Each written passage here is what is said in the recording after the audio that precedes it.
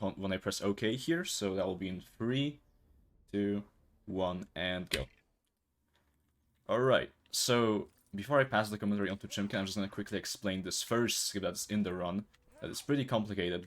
Basically, the AI right at the very start has some weird, like, checkpoints that it does automatically, and by putting the player in a specific spot and switching out of him, he will just go out of bounds for whatever reason. And now I'm just able to pause fly to the end of the room, as you can see. And yeah, we'll explain what pause flying is in just a bit, but now I will pass the commentary on to Chimkin for a bit, because this level doesn't have a lot of going on. So yeah, go ahead. Yeah, so this is Lego Harry Potter Years 5 through 7, covering the last 4 movies of the series. We immediately start at the beginning of year 5 here. This is Order of the Phoenix, and there's a lot going on in this first level. Though casually, from a gameplay perspective, there isn't all that much. Right now, we're in an auto-scroller, but it's really important that Seed takes advantage of all these studs lying around, since we want to buy a spell about 10-15 minutes into the run called Glacius. And Glacius is very broken because if you use it on one of your 2 players, it freezes them in a block of ice. And at high FPS, the Glacius block, if you switch on and off the Lumos spell, vibrates very quickly back and forth. And we can use that animation to our advantage to clip out of bounds. And that's probably the biggest piece of tech in this game. Now, Seed said he was running no levels early, and that's a pretty interesting category because it requires you to play every level in the game without skipping any of them. Before we get into that, real quick, another piece of tech that Seed just did called a camera pan skip. He's about to do another one right here. If you drop out player 2, and then right as the camera pan starts, you drop them back in, it skips the camera pan entirely and gives you access to your controls right away, which is also very broken. It's a lot less flashy than the freeze clipping we were just talking about, but it saves a ton of time throughout the run. There's probably almost 100 of them in the speed run, so it's definitely very broken, very important. Yeah, and if you've watched Gus's Pirates run yesterday, that game also has the camera pen skipping tech, so you could also see how broken it is in that run. Definitely saves minutes. And I want to also point something out. If you were watching very carefully at the beginning, I switched to 30 Hz right after doing the first skip. That is because of what I just did, the fix here. Because basically Arthur Weasley has like the fix ability. He's like the only character in the game that actually can do that, to fix those blue Lego objects. And for whatever reason, if you're on lower FPS, like 30 or 60, and you just mash special, they go way faster, saving multiple seconds for each one of them. Yeah, and that's just another example of the pretty unusual FPS things in this game. There's a lot of that, from the freeze clipping to the pause flying that Steve mentioned that we'll get into more later, to, of course, using the wrenches like was just mentioned. So this first level currently seats sitting at around, if Mike can do math, it's about 160 and some change. Or sorry, just 60,000 and some change. But there's a lot more blue and purples around here, so we quickly got a lot higher than the number that I just said. Yeah, about And that's 80 important. right now. Yeah, about 80 now. And that's important because, like I said, about 10 or so minutes into the run, there is a place where you want to purchase the Glacius spell for 110,000 studs. And that'll be right after the first lesson after this level, which comes up very, very soon, especially in No Cut. But fortunately, there's so many studs in this first level that take no time to get, and there's also a bunch of studs in the hub section right before the lesson as well, that it's actually pretty easy to consistently get to that stud total, as long as you're focused on it and you know the format of the stud route. So that's the first level out of the way, and we don't actually have access to any of our spells or the ability to purchase spells until we beat the first lesson. So these first 2 sections of the game, the first level and the first lesson, are basically the starting point that you have to go through before you really have access to any of the abilities in the game. And once you have access to the abilities in normal any percent, you're able to do a lot of crazy stuff involving clipping into certain rooms that allow you to advance to other gears early, which is super broken and something that makes any percent able to skip almost half the levels in the game. But this category specifically bans doing that. You're not allowed to skip any levels. You have to play all of the levels, and you have to play them in order, which means that you're also not allowed to year warp, even if you do end up playing all the levels. So those are the two main restrictions of this category. No year warping, and no skipping of any levels. Yeah, and if you're curious how much time year warping and all that saves, current any percent record is about 58 minutes real time, and for this category it's about 1 hour and 58 minutes or something like that. So basically exactly an hour. Yeah, it's over twice as long, which is pretty crazy. We really are able to skip so much with that ability, but fortunately, the levels we skip, they are also somewhat interesting, and there's a lot of cool stuff in those levels as well, which makes this category pretty cool on top of that. Yeah, I am a very big fan of this game, casually and in speedrunning perspective, and I wouldn't say there's like a very bad... There's really like a very bad level in this game. A lot of them have some like not very good sections, but I wouldn't say any level in this game is super bad, and it's very fortunate that you'll be able to see every single one of them here. And yeah, Sure. even though we're not year warping and doing all that stuff, there's still a lot of skips that we will get to see. More so than in any percent, I would say. There's definitely more room for that. Yeah. Any skip within levels is allowed in this category, and any skip in the hub that doesn't bring you to a section of the hub that you're not supposed to be able to access early is also allowed. So we will see plenty of freeze clipping, plenty of other things like that as we go along here. And that right there, a little launch forward, is just a classic example of this game not knowing what to do with all the FPS that Seed has here. Yeah, for whatever reason, in that specific room, player 2 spawns inside of an object, so they just launch if you're at like high FPS.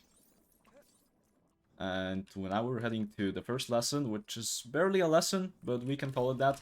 It's called Defense Against Dark Arts Banned. Basically what happens in the movie is Umbridge bans using spells. But we're getting into the lore. There's a quick pause fly here. And now I guess I'll explain what pause flying is. Basically, we mentioned that there's a lot of high FPS stuff, and this is one of them. If your FPS, for whatever reason, if your FPS ever goes above 1.2 thousand, which is a lot, the game freaks out and it will reset, it will keep resetting your falling speed. So yeah, that lesson normally takes like 40 seconds, and that was like 15 about, so yeah, you can definitely see how broken pause flying is.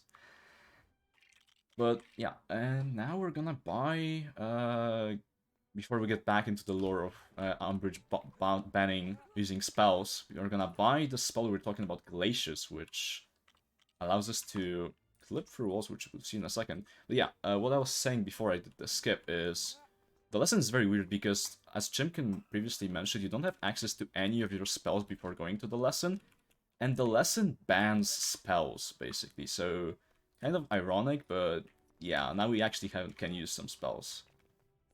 Yeah, I think that was the game's attempt at giving some reason why all of the spells you learned in the previous game were no longer accessible to you now, which I guess is kind of cool, but it does mean we have to start from scratch here, get all the spells again, though most of them in this game are different than the ones that were in the last game. Yeah, there's only a couple that overlap with the previous game.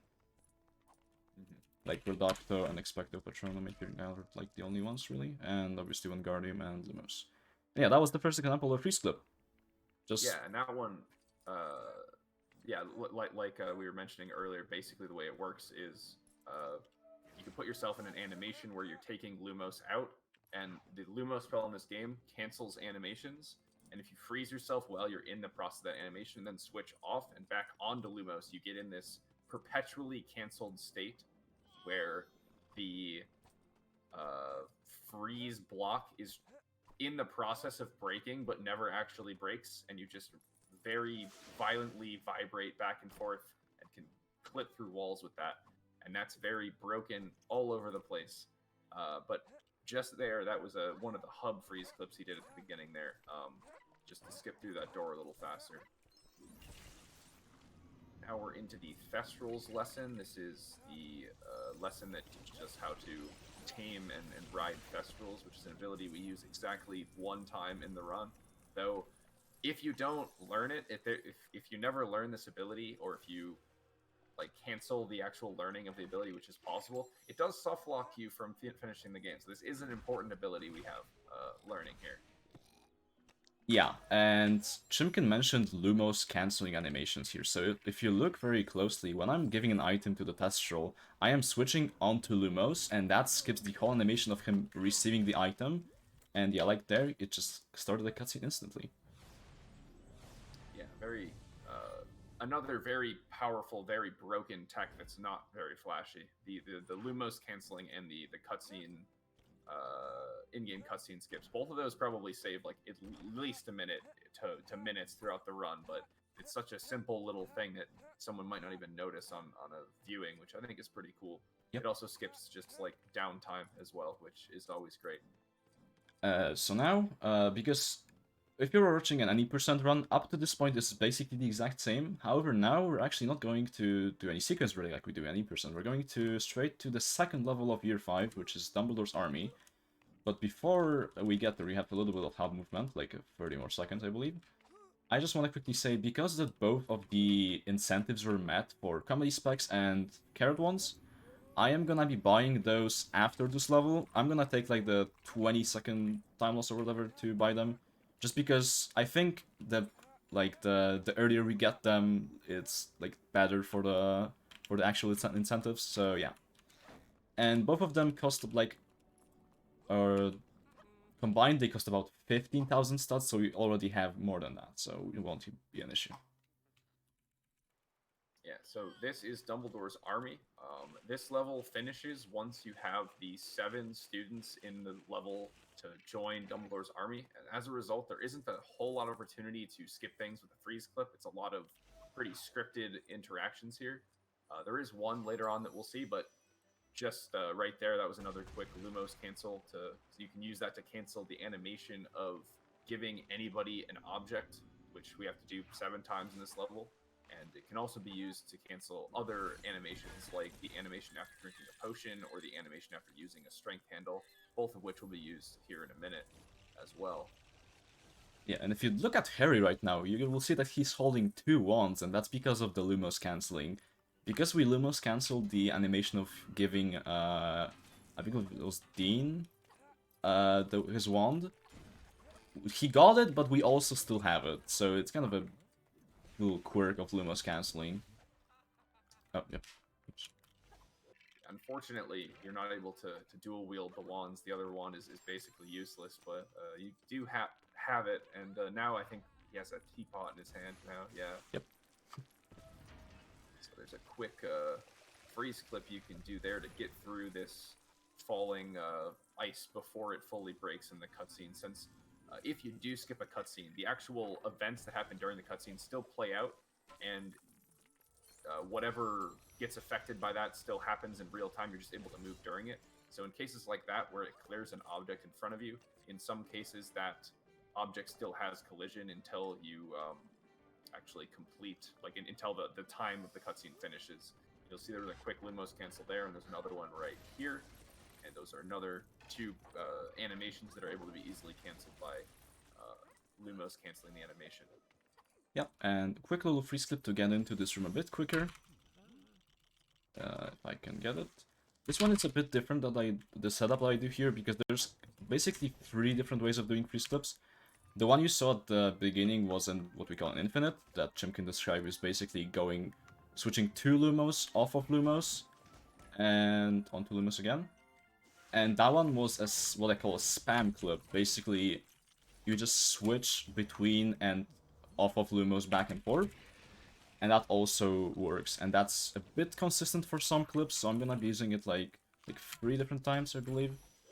So yeah, just like a quick difference between the 2. Yeah, and it really does vary from clip to clip what's like the best way to go about it.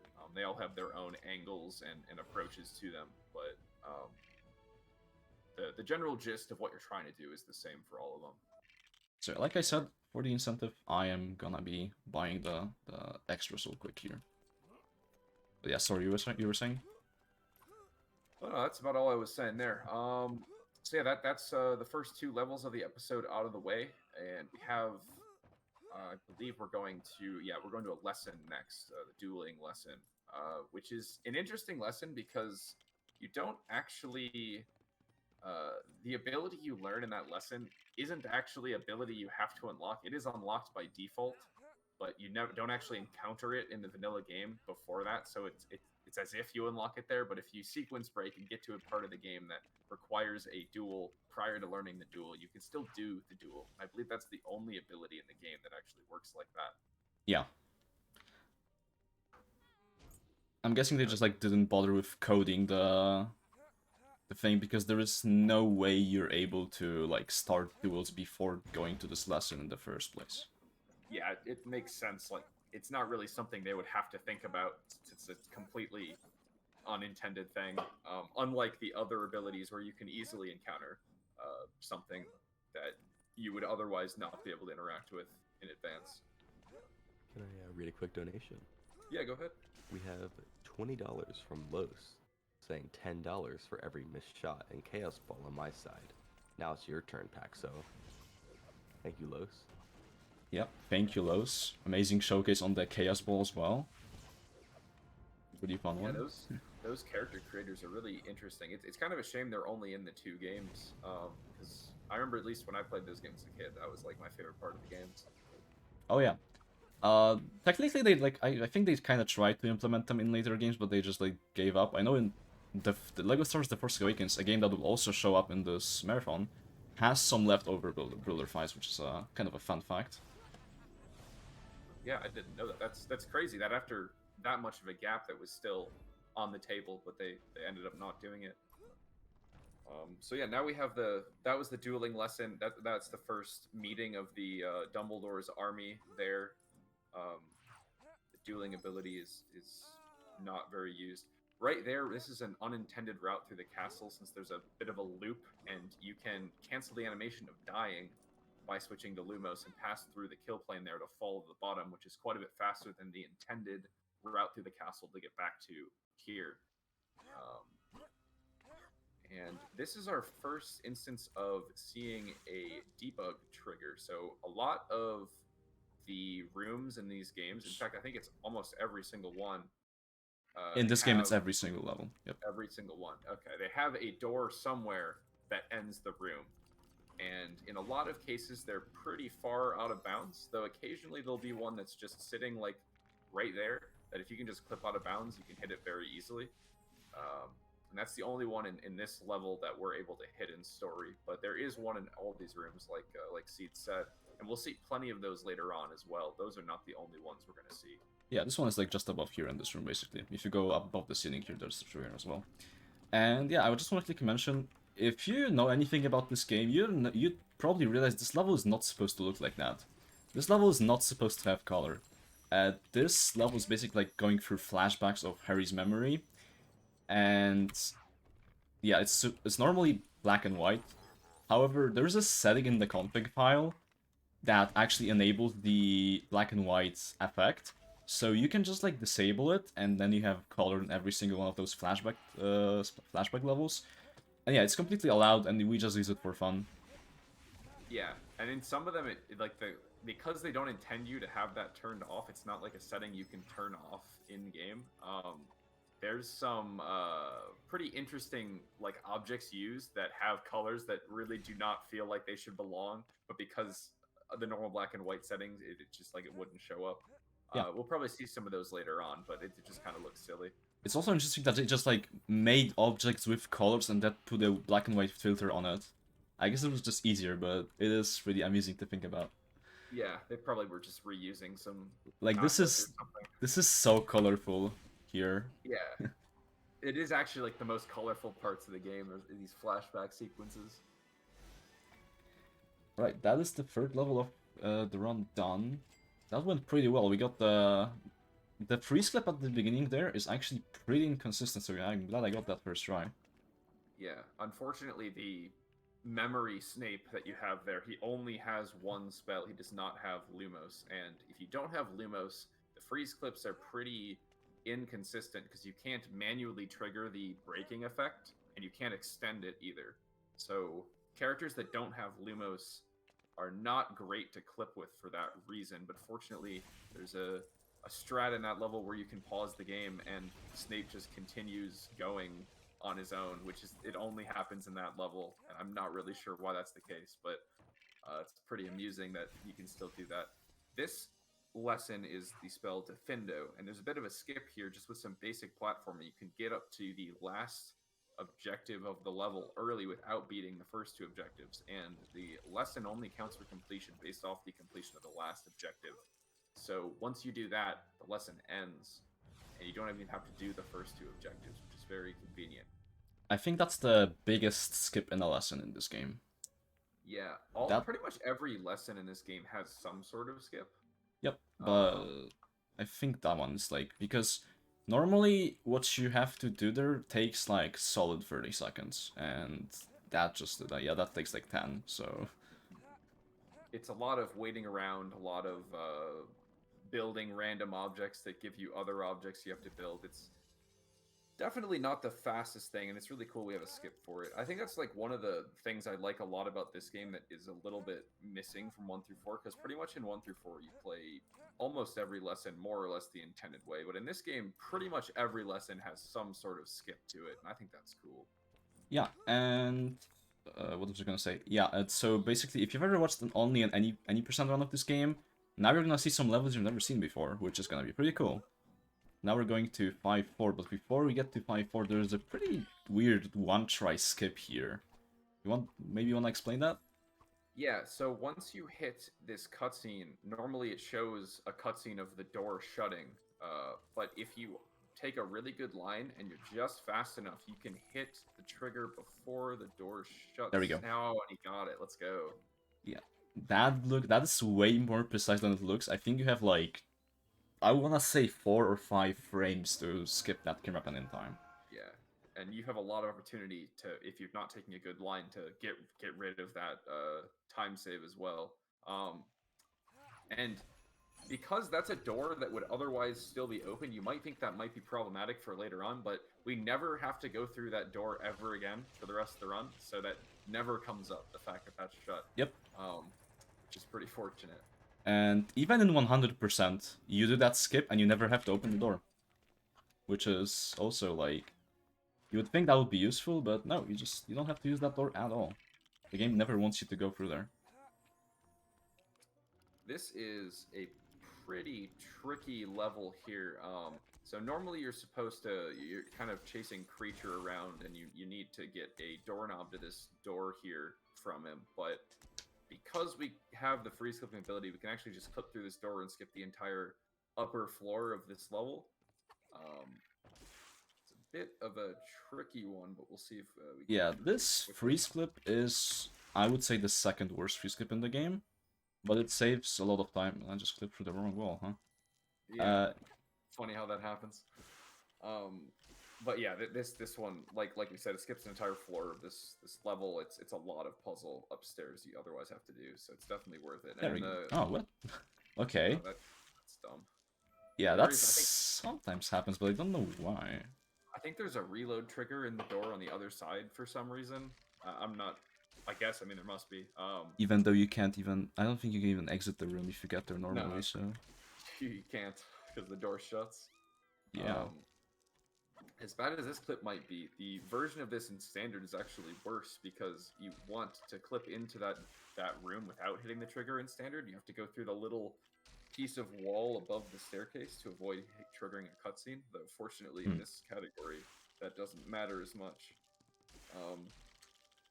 Yeah, we might probably be here for a while, but... Yeah, this is a good time to talk about the way freeze clips work. So, every time there's a movement in the ice, you go either left or right, and when you go left or right, the direction you go is random. So the net movement, you go one direction or the other for the duration of a freeze clip is a bit RNG, and that can sometimes result in situations like this. Though a lot of the clips, it's not really that much of a problem. Though yeah, no, there isn't. there isn't a clip Yeah. like that's that inconsistent, fortunately, but Yeah, but you know, it is part of the game.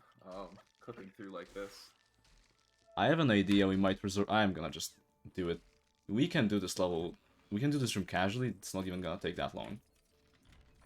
I think that's a That is good way to approach this situation. Unfortunately, that has never happened to me before. That I had to do that that long and not clip through. I think this is the best call for now, though. This is a marathon. It's not a PB attempt. It's fine. And this also gets to showcase the invisibility cloak, which I think otherwise is not showcased a single time throughout the run. So It is not. that's cool. So, what you're intended to do here, what I'm gonna do right now, is close the Mrs. Black portrait so that Hermione can get across. And she can get the doorknob. This actually doesn't lose that much time to the freeze clip. I did want to do the freeze clip strat, but yeah, we also have that one, but it's fine. You know, sometimes you just have to resort to backups, and at least it's good to know a backup like that. It's definitely not the freeze clip that saves the most amount of time. It's probably not even. No, it's like top 30 10. seconds, Yeah. probably. There's definitely freeze clips that save over a minute throughout the run. Exactly. And I think this is the first instance of a... Oh, oops, I missed it. So this is the first instance of a parcel tank puzzle. And basically, I am gonna donate $5 for each one I miss one of them. So that was already $5 right there. So the more I miss, the more of those I miss, the better it is for the charity. Yeah. And we just quickly finish this room by putting the pictures back into the frame. And yeah. Those memory puzzles are definitely not that hard when you're just focusing on them, but if you're doing 1P2C, it's really easy to accidentally miss where one of the pieces go, and I know personally I've missed them plenty of times. Fortunately, they are a bit easier than they were in LEGO Indiana Jones, both of the games, because for those puzzles in this game, you only have 4 tiles and each of the 4 gets picked. But in LEGO Indiana Jones, both of the LEGO Indiana Jones games actually, you had 9 tiles, which 4 of them were picked. So you had a bit more... Oops, I did mess this up a little bit. So, quickly explain why I'm going through this door out of bounds here. This door, if you clip through the dueling lesson like we did previously, for some reason it just stays open, and you're able to go out of bounds, and quickly enter the lesson a bit quicker than that. And this is the Expecto Patronum lesson. This is a really cool lesson. I think this is the only or one of the only lessons that doesn't really have a skip to it. But it's a really cool bottleneck 1P2C simulation that is pretty interesting, just the way it all works. A lot of cool 1P2C, a lot of interesting mechanics here being showcased. But yeah, this is supposed to be the part of the movie where everyone learns Expecto Patronum. Since previously, before this, only Harry knew it, but after this, everyone will have that ability. And this is probably the least useful spell. In fact, I think after this lesson, it's never used again in the speedrun. Not even in the speedrun. You only have to use it once in the casual playthrough. Yeah, it's just in the last level. Exactly. In the casual playthrough.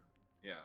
And yeah, if this part of the run is probably not my favorite, but it's pretty cool because there's 4 lessons in a row here. So that was the Expecto Patronum lesson. Now we're heading to the Grob befriending lesson, I believe that's what it's called. And after that, we have 2 more lessons.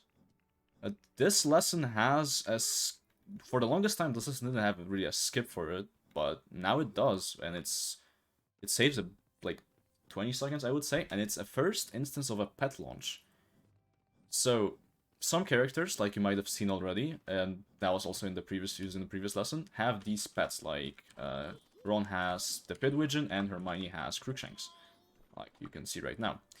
And if you pull out one of those pets and you're up against a slope in a corner, it's a very specific scenario, and also you have high FPS, the game will just launch you like that. And that skips like 20 seconds. Yeah, and one of the interesting things about pet launches is it's a piece of tech that gives us extra height, and we also have a piece of tech that gives us extra distance in the pause, the pause flying, and those two can be comboed together to basically get over large gaps and also really high up in the air. And we'll definitely see that later on in the game quite a bit in order to do things we otherwise would certainly not be able to do. Yeah, I think the biggest one that comes to mind is in the level 8-4, but we won't be seeing that for a little while, so yeah. So that was the Grop lesson, definitely one of the most straightforward ones. You just make instruments for him for him to let go of Hermione. It's basically what happened in the movie, so I have to give them that. And Yeah, now this game is pretty faithful, I Yep. think, like more or less. I don't. If I have to think about, there's not that much filler content. There's only like some boss fights that take too long, I would say. But now we're heading to the third lesson in a row, which is the lesson of focus. So we previously played the level 5-3, which was also named focus, but we didn't unlock the focus spell from that, and now we're gonna actually unlock it. And funny thing about this lesson is that unless you do no levels early, so what we're doing right now, you will not unlock the spell. If you do a sequence break of any kind basically in the run, the spell will just not unlock because of some weird conditions that like require it to go to Weasley boxes right after. So some categories, like all crests, for a while they used the route but didn't even get this spell because you just couldn't get the spell. Yeah, and it's not a particularly useful spell. It's only used, I think, twice in the casual story, maybe 3 times, but I think it's twice. It's Yeah. Hogsmeade, Clip, basically, and 8-5. Pretty sure. Yeah. And only Harry is the one that learns it, because he's the only one that's taking this lesson, but it's basically just a... If you're familiar with the Batman games, it's somewhat similar to like Riddler's ability in that game, though it's not really like in practice it's not really used that way very often. Yeah, and this is also like a pretty good scene, a pretty good adaptation of a scene from a movie. Basically, people like to refer to this as Snape's worst memory. This is where, in the movie, Harry used the focus spell back at Snape while he was teaching him, and instead of Snape seeing some of Harry's memories, Harry saw some of Snape's memories of basically Harry's dad bullying Snape when they were younger. And that's basically what happens in this lesson. You just fight Snape, or first you chase after him and then you fight him. I'm gonna quickly. Yeah, it's pretty straightforward. Wow. I got a lot of input lag on that menu. I don't know what happened. One interesting thing about these duels is that with some of the duels for the characters that shoot really slowly, if you have Glacius selected, you can accidentally freeze them in the middle of the duel, and then they just can't attack you for the entire duration of the freeze, which just loses like the entire time it takes them to unfreeze. So you have to be a little careful when you have Glacius unlocked to not accidentally do that in any of the duels. Yeah, it's only like 3 duels that for some reason you can uh, freeze characters in. We don't know why it happens. It's probably like developers just like forgot to put some flag in that prevents that. Because for most duels it's actually fine, but not for some of them. Right, and this is the Weasley box lesson, which is the 4th lesson in a row, and we have a pretty big skip at the beginning here. If we can just freeze clip through this wall, we can basically skip the entire intended gameplay of this. Yeah, since there's 2 rooms here. There's the first outer courtyard room, and then there's like a storage closet you go into. So if you can just go out of bounds and skip this entire first bit of the courtyard, and you can barely stay out of bounds along the wall here, and then jump behind the door to get into the closet, and that skips that entire room. And then this room is the one that actually has the objective that you have to beat in order to unlock the Weasley box ability. This is actually one of the lessons that you're able to play early because it's just a part of the hub. Like, these are just normal hub rooms, and if you get into here early and you beat this area, you unlock the Weasley boxes lesson regardless of when you do it, or the ability, excuse me.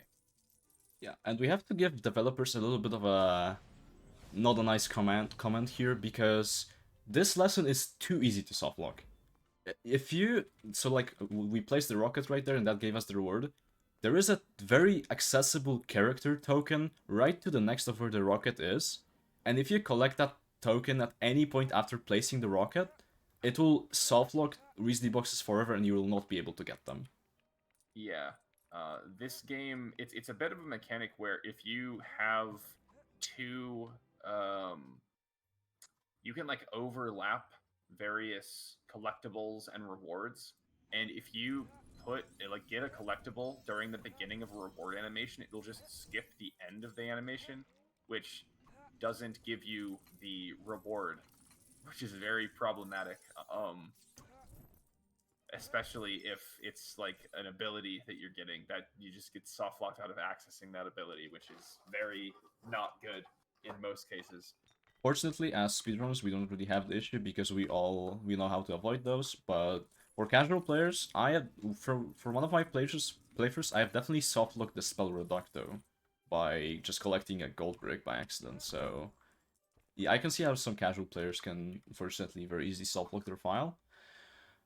But yeah, moving on, we're now in the 5th level of the run. This is a Giant Virtuoso, which we will see why this level is named like that in a second.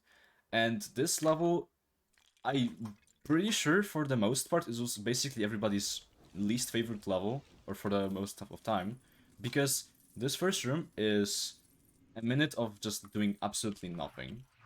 Waiting for the cat to basically get this flu powder from the portrait. And then there's a whole forest section where we're with Ambridge, and for the longest time, there's also no skips for that. Fortunately, now there is some pet launches we can do to save about, I would say, a minute and a half of gameplay. Maybe a bit less, but definitely a lot. So we're just gonna build this platform here and lift Hermione up.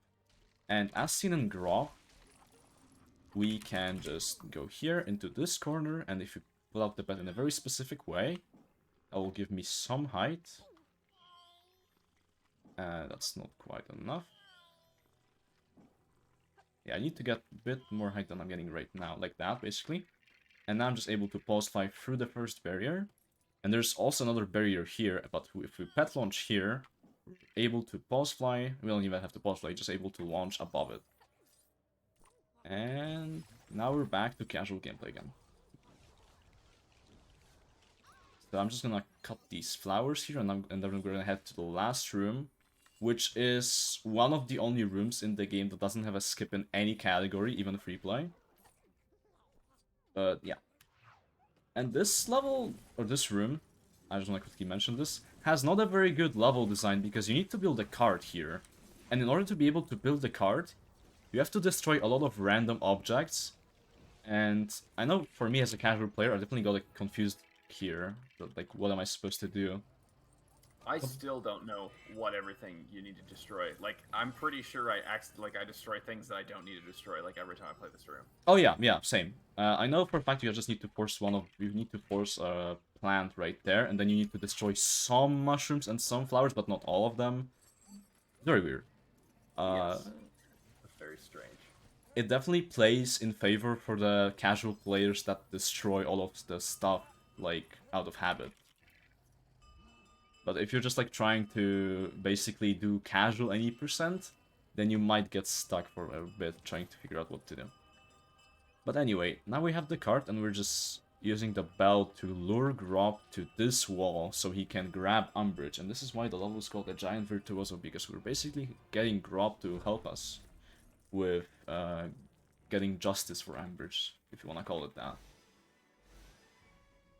And that is the end of that. And that is almost the end of year 5. Now we're heading to the last level. There is no lessons in between this and the next level, fortunately.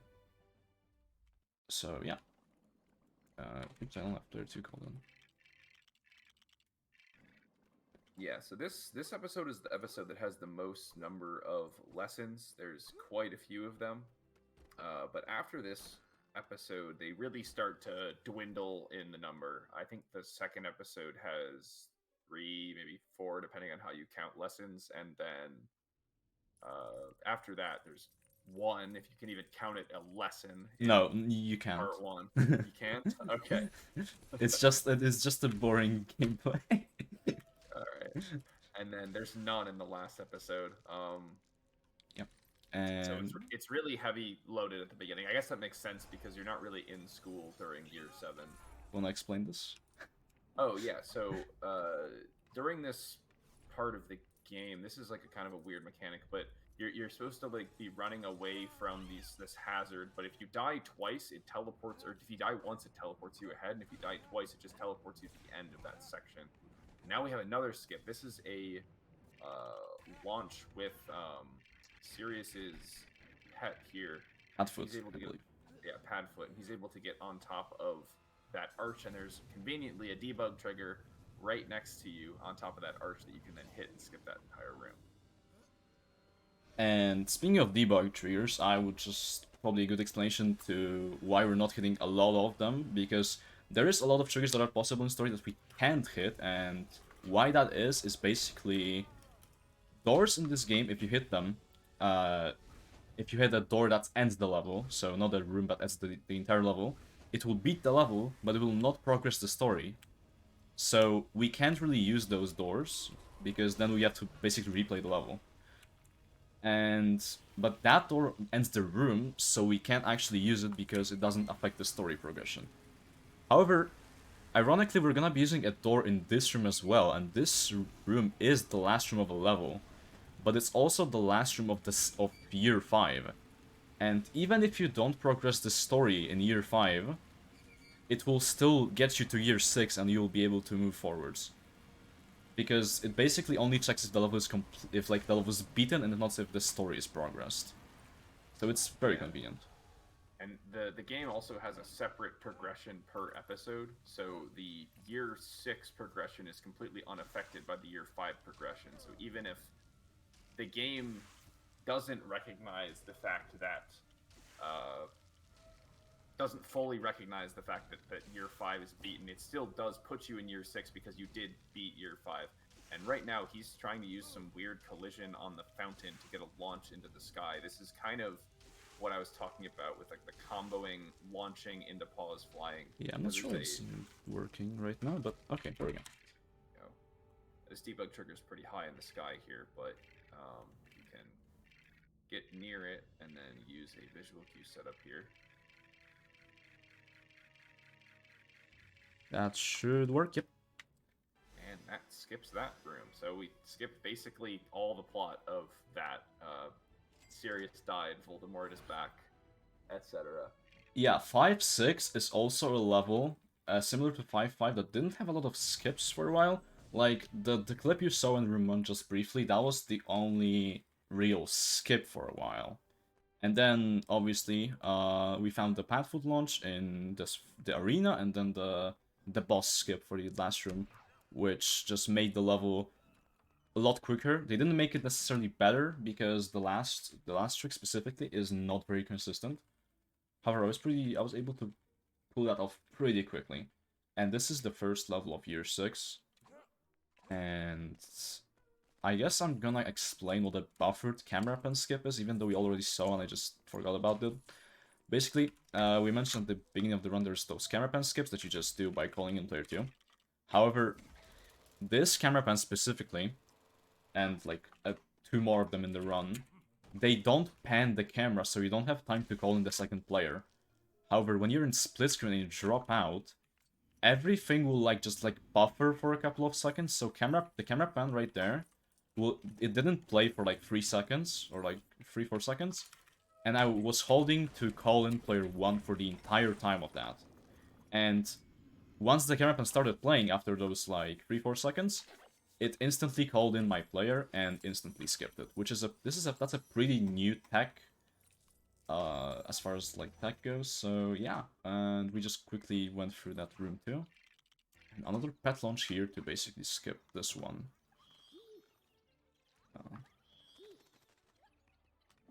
This room is quite long normally, because you need to do some puzzles to get up to the higher level, but with just a simple pet launch, you can just get up here early and put the torch in.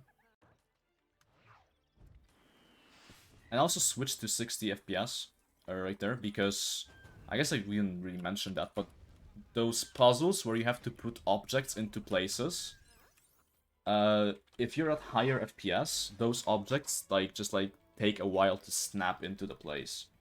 So just by switching my FPS, I am able to just like complete the puzzles. I would say 2 seconds quicker for me. Yeah, and that is pretty useful. There's a lot of switching between high FPS and normal FPS because you want high FPS for most of the tricks, but most of the there's a lot of intended gameplay pieces that really do not work very quickly on high FPS. So it's a bunch of switching back and forth just to min-max the time saved like that. Yeah, and so, if you remember the incentives, first one was carrot ones, and the second one was comedy specs. And I believe you already seen carrot ones because I've had them the entire run. But we haven't really seen comedy specs, and now you will be able to see them. So basically there's this Spectre specs mechanic, which, just like in the movie where Luna finds Harry under the invisibility cloak, you're able to see invisible objects. And comedy specs basically makes it so that the specs look like very weird. I'm gonna quickly turn around after. Yeah, you can see. Pretty amusing, and yeah, it's a pretty nice incentive for a run like that. It's nice that they put these sorts of things into the game so we can have fun and make little incentives for things like that in these marathons. Yeah, just like I don't know if there's many games where like there are like these comedy extras. I know a lot of games, I think like most of them basically have the disguise extra that you might have seen actually in Chimkin's run yesterday, Chimkin and T-Fresh run yesterday. Yes. This game also has disguises, however, because disguises already were picked for Indiana Jones, we have decided to not have disguises for this game, because that would basically be the exact same thing. So we just have carrot ones and comedy specs instead. But yeah, we're now heading to the first lesson of year 6, which is Draught of Death, and we're actually gonna softlock ourselves out of the 100% completion here because of a little skip in this lesson. But it's not really a big deal because you don't need to have that for this run. So if you wanna explain that.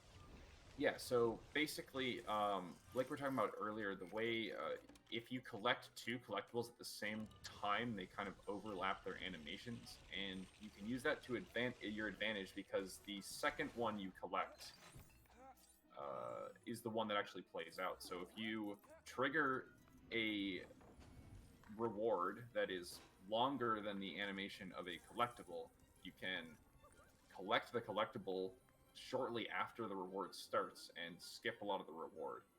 And that's useful here because this is a reward that we're never going to use. The Draught of Death is a potion that basically has no purpose. And so when he puts the ingredient into the cauldron, that triggers the reward, and then grabbing the gold brick overwrites it. And it ends up being quite a bit faster because the Draught of Death reward has a couple different phases, and the gold brick is just a gold brick. Yeah, and the Draught of Death is not even used. Like if you're not like a hyper casual player, you will never use the ability. It's basically, you see those potion cauldrons. You can use a bunch of different potions like Strength Potion, Invisibility Potion, and Draught of Death. And the only thing that Draught of Death does is turn you into a skeleton, and does absolutely nothing. And if you see right in front of player 1 here, while I'm navigating with player 2 Crookshanks to the other area, there's a character token that will actually be useful for a skip later in this year. It doesn't end up... Oh yeah, I don't have Agramenti. Doesn't end up really saving that much real time. It does save a lot of time loadless, but I figured it will be a cool idea to showcase that because it's a relatively new piece of tech we found in the game. But we'll get to that later. For now, this lesson here, or barely a lesson, but yeah. Yeah, this is another part that normally would have black and white, but because it doesn't, we have all these kind of weird colors on everything. Like the pipes are like green, which It definitely is an interesting color palette, but they weren't expecting you to look at it like this, so it's not surprising that it looks kind of odd. For me, it looks kind of cool, if I'm Yeah, being honest. for sure. I like it as well. I think it's neat. But this is basically the lesson of Dumbledore's memory, and this is one of those lessons that you can also softlock the reward. We will not be doing that because we're not able to in this run, unfortunately, but in any percent, in the old any percent route, you did intentionally softlock this reward because it doesn't do absolutely anything. Like, it's just basically like a placeholder reward, I would say. It's like there's just a Slackhorn vial, and it only just shows up and doesn't absolutely anything. But yeah, and I'm gonna be exiting to the Leaky Cauldron after this, just because it is a bit quicker to navigate from the Leaky Cauldron to the next level. Yeah, since the entrance to the next level is in Hogsmeade, and the entrance to Hogsmeade is right next to the train station, it ends up being quite a little bit faster here. We're actually going to do that again on the next level for the same reason. But if I had to say there was a level in the game that felt like filler content, it would be this one we're going to right now. Oh, Just Desserts. absolutely. Yeah. I'm not like, it covers some plot points of the movie, but it really does not feel like you're doing anything interesting during the level. The next level is also similar to that. However, it does, okay, some of it, the next level. Fortunately, we don't get to see a lot of that. But yeah, now is the... So we mentioned like the spell focus we unlocked has 2 intended uses in the run. This is one of them. However, I am gonna try to skip this by doing a freeze clip for this gate. This is not a very consistent clip, but we'll try my best. There we go. Nice. For whatever reason, and I don't understand why, that clip, even though that gate is very thin, so you should basically like be able to clip for that easily, that is one of the worst clips in the games, for me at least. Yeah, it's a tricky one, and that is one that for a while was in any percent as well. It's not anymore, but that was one of the ones that we had to do in any percent for a while. That was a bit tricky. And right here, another debug trigger. If you just clip out right here, you're instantly hitting it. That was one of the first ones found before like the method now we have for debug triggers like was even existed. Because I guess you can see how like if somebody just like clips out right there and they hit it instantly, not that hard to find on your own. This room, just some basic dishwashing action and cleaning the table after the Christmas party. No, this is the Christmas party. They had like some dinner there previously. And this room perfectly showcases how important camera pen skips are. There's like 4 camera pen skips in this, or camera pens in this room. And we skip all of them just by dropping out and dropping in. Yeah, this room casually is ridiculously long just because of how much time you spent watching camera pans of Hermione running around in circles. But fortunately, we can skip some of that just by skipping the cutscene. Yeah, and the whole plot of that last section is just Hermione is trying to hide from the... I don't even know what his name is. It's like Cormac something. Oh yeah, it was something like that. He was basically like in love, or yeah, he was trying to get her attention, and she just wasn't letting it, and so she's just attempting to hide from it as well as she can, but she's not doing a very good job as we're uncovering every single one of her hiding spots. But now we're in the next lesson, which is... and this one has a cool skip there where you can jump off of some really small collision to get up here early and skip the first half of the lesson. Yeah, and that skips a lot, actually. You don't need to do like a whole stairs puzzle. And small optimization here. If you use Aguamente, because Aguamente is the spell that gives you water, so you can just like fill like this flower watering thing. Forgot what it's called. And with both players at the same time, it goes a bit quicker, which is pretty fun. Pretty fun little like 0.5 second time save to do. Yeah, that was a very quick lesson because you skip most of the intended gameplay. Yeah. Fortunately, the only thing you have to do here is get the key, and everything on the bottom floor of this room is not actually tied to the sequence of events that spawns in the key. It's just helping you get up there. So you don't need to do any of that. And this is another, just like in the last level, it's much closer to get to the entrance to the next level by going through here than it is by going through the hub all the way to there, because entering the train is actually the way that we go to the next level, since it's at the Weasley's house. And so we amusingly will enter the train to ride to Hogwarts and then immediately get back on the train and ride to away from Hogwarts. Yeah. They never intended you to take this route, but it is actually possible to like take different routes in this game, which is not something you can do in a lot of games. And the ghost actually changes directions whether the route you're going like whatever route you're going. So that's pretty like good uh touch they made, because I imagine so players like obviously they made it so like some players they would like if they quit after Argumenti and they have to get to uh 6-3, the ghost will just like lead them the way that is the quickest for them instead of like the long way, I guess. Yeah, for sure. This level, there is three freeze clips I'm gonna be doing. This is the worst one of them. The first room, normally, that we just skipped, also takes like a minute casually, maybe a bit less. But it took like 5 seconds for us. And this room also, like, we just skipped. That room takes, like, I'm not kidding, a minute and a half casually. Even with very fast 1P2C. But you have to build this whole like magic fire truck or something. It's a lot. And here we do another clip. That one doesn't save that much. I think it's like, I don't know, 7 seconds, and we just boss fly here, and the water upwarps you. Fortunately. That's a skip that, even though has been known for a while, nobody like really went for it, because yeah, it's very small optimization and it relies a lot on you getting the clip very quickly.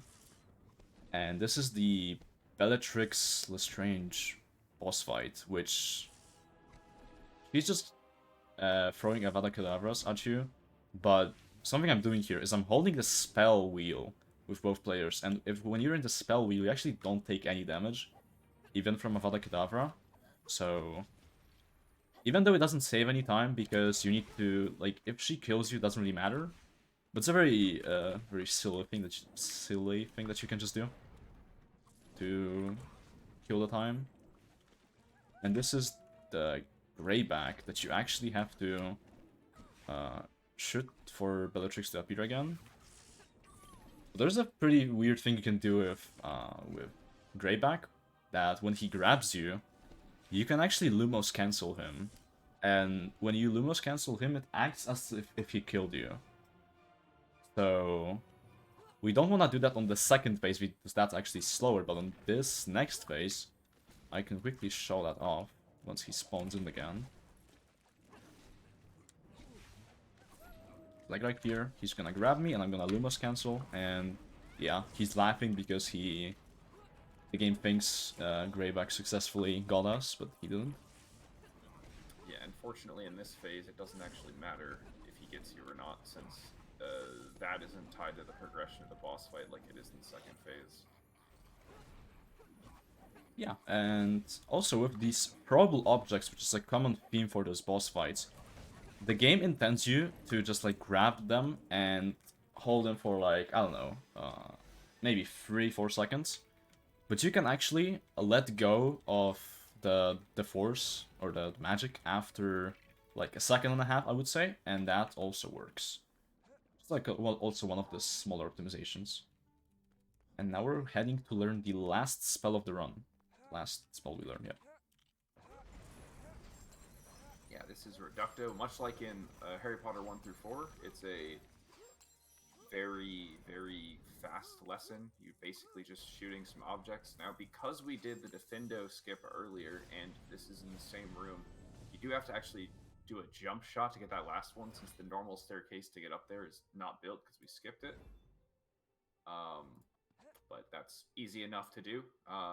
Isn't stopping us from getting the lesson completed. Yep. And now we're heading to the level 6-4. But before we head into 6-4, we actually have to go into Dumbledore's office, and we're gonna take the detour through the Room of Requirement hallway, as we did with the Slughorn Vial lesson as well. And yeah, we're not gonna pick up this token just yet. We're actually gonna pick it up after this level. And I'm gonna explain that if I get it, because it is a one try that might just not work out in the end, but we will see. But yeah, we have to head here, and we actually have Aguamente this time, so we don't have to pause live for this. We just do the intended way. And it's a bit quicker to do that, because you have to get back. So yeah, I just need to play this cutscene here, of like Dumbledore showing us one of the memories. And now we need to head to Slughorn's office. And just like when going to Expecto Patronum, we can just go through this door which is open and go out of bounds and pop back in right about here, just for a quicker line to this. And this is one of the longest levels in the room. Yeah, they jam a lot of plot into this level. There's a lot of things that happen here. Starting with Ron getting hit with the love potion.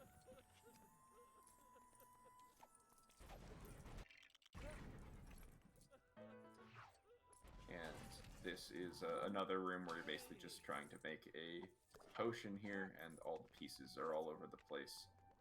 And the trigger for this one, I believe, is not hittable in this story. It's like high up or above the ceiling or something, right? No, so there's two triggers in this room. One, because this room basically has two stages. One where you make the potion, one where you cure Ron. And you can actually hit the door for the first cutscene, but the door isn't the issue. The issue is the clip. That's very inconsistent, so I'm just not gonna going for that. And the second trigger is very far away. So, yeah, we just go for these cabinets here. Also, I'm sorry if you hear any like background dogs. I just like have one barking outside of my window, so sorry about that. But hopefully that's not an issue. And here is kind of a sequence break of this room, I would say. You can kill the Aguamente with Ron while you fight Malfoy with Harry. And there is a camera pan playing after each of those. No, wait a bit, but yeah. After each of those, so if you get them both at the same time, you're able to overlap them and skip them at the same time.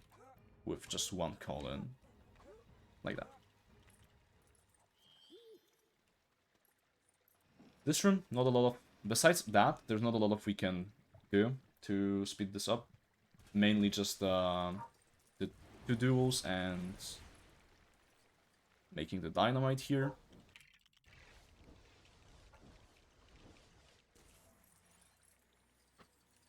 Yeah, this is a more just a bunch of scripted actions. There is the two duels as well, which the dueling mechanic is definitely not very fast. It's a pretty slow mechanic as far as the speedrun is concerned. So we're definitely trying to avoid dueling as much as possible. However, there is an optimization you can do in dueling in some of them, not all of them. Where Aguamente on the fast duels, what we call them, does actually save a second if you get it instead of the normal spell. So, like, if we get Aguamente right now, it's gonna go a bit quicker.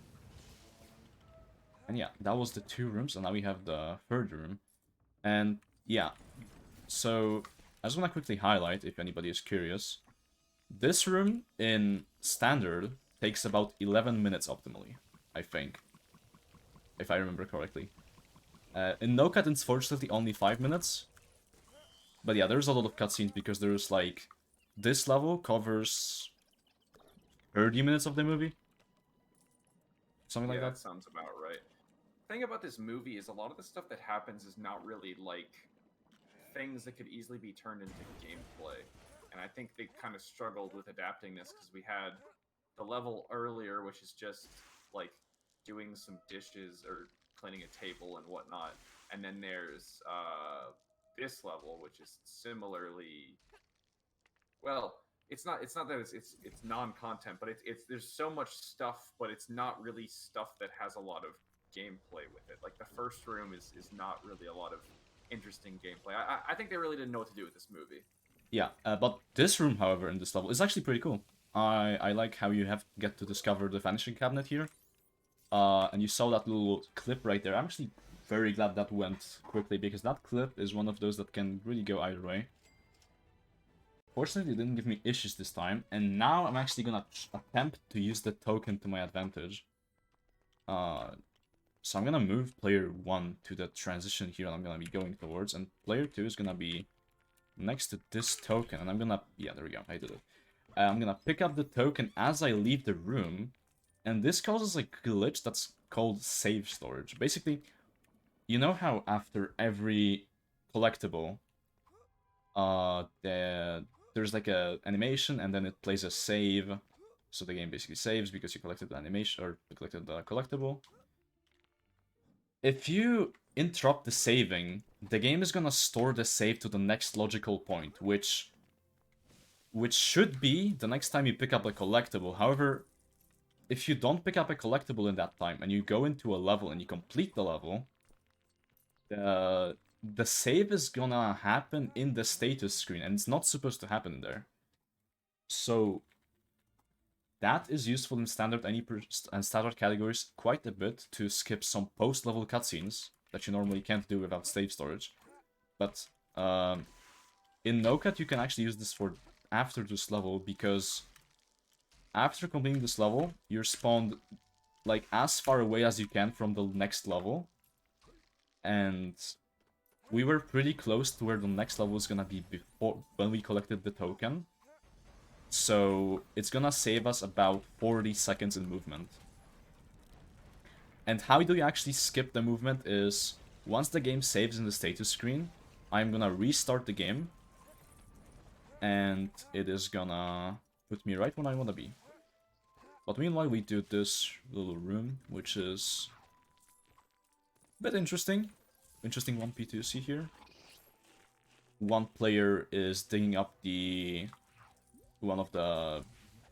I don't know what this is, like a button, I guess, because you press it to complete the level. While the other one is getting the mole out of the ground to get us the cauldron. And now we have to finish the potion, which the potion doesn't actually, like, do anything. It just spawns the second button for the objective. Pretty weird design. It's similar to the potion in the first level of 1 through 4. It's just like explodes as opposed to doing something. Yeah. It is a weird mechanic for sure. So, yeah. You will see that we finished this level. Also, I see a question from chat. Which year are we in right now? This is year 6. This is the end of year 6. So, something weird. If you saw previously, those status screens we are normally able to skip. However, because we did the whole save storage, we actually are not able to skip them. Or skip this one in particular. And like I said, after we press the continue story button here, the game's gonna save. And now I'm gonna Alt-Tab. And I am gonna restart the game.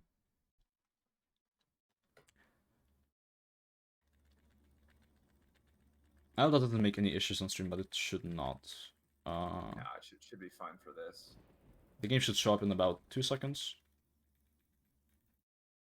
That's a black screen, but yeah. And if we load to this save file here, obviously I have to remember to input NoCut again. But we're gonna be in the room of the requirement hall, which is very close to where we wanna be right now, because the next level is in Dumbledore's office. Or it starts in Dumbledore's office, I should say. So, putting in NoCut again, I'm also gonna have to get my keybinds again, because something you don't usually hear about, but this game doesn't save keybinds for whatever reason, so I just have to get them in every time, but that's not a big issue. But yeah, now we enter the last level of year 6, which is the Horcrux and the Hand. There's a lot that happens in this level. We get to skip all of this first room because there is a door here, just an intended transition, and we can fortunately freeze clip through. And yeah, now this is a pretty auto-scroller room right about now. There is a pretty interesting skip in the next room that was like, I think that's the newest skip in this category. I am actually gonna try to do it. It's a bit hard, but we will see if I get it quickly. And another one of those parcel tank puzzles. Again, for each one I miss, or a book puzzle or a parcel tank puzzle, I am gonna donate $5 to the charity. I've already missed one, so it's already $5. We'll see if I miss any more. Yeah, this is just some of your usual LEGO color buttons pressing. The pattern here is always the same, so not a lot of variance. And yeah, do you know the skip in the next room? So you want to explain that if you know? Yeah. So it's pretty similar to the. I guess it's kind of similar to the skip in the end of 5-6. There's a door in the sky. But That's we what use we're a talking about, right? yeah, but we use a different technique, kind of similar to 5-1, 5-1 room 1, the first level, the first skip of the run, where we basically get the AI in a very specific place, and for some reason they just super jump out of bounds.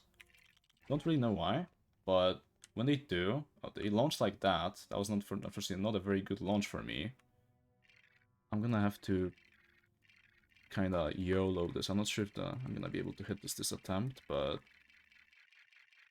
yeah, no, that was a bit too far. There is two kinds of launches you can get here. One of them launches you directly where I wanna be, and one of them, like this one is the good one. 3, 1, 2, 3, 4, 5. We can basically pause fly in the correct place. And once I see the visual cue, I'm gonna pause fly right into the end trigger for this room. I guess I kind of wanted you to explain that, but I took it away. But yeah, sorry No about worries, that. no worries. Fortunately, we did get the trigger first try, which is very good to see. Yeah, and this is another room that has a bit of a skip. So normally you're supposed to bring that water nozzle all the way back over here, but if you just run over there and cause Bellatrix and Snape to spawn in over here, then you can do this fight just the same. I got a little bit scared there because this is one of the duels where you actually can't freeze the enemy. So when he picked Glacius, I had to wait for him to shoot first. But yeah, no real issues in this level.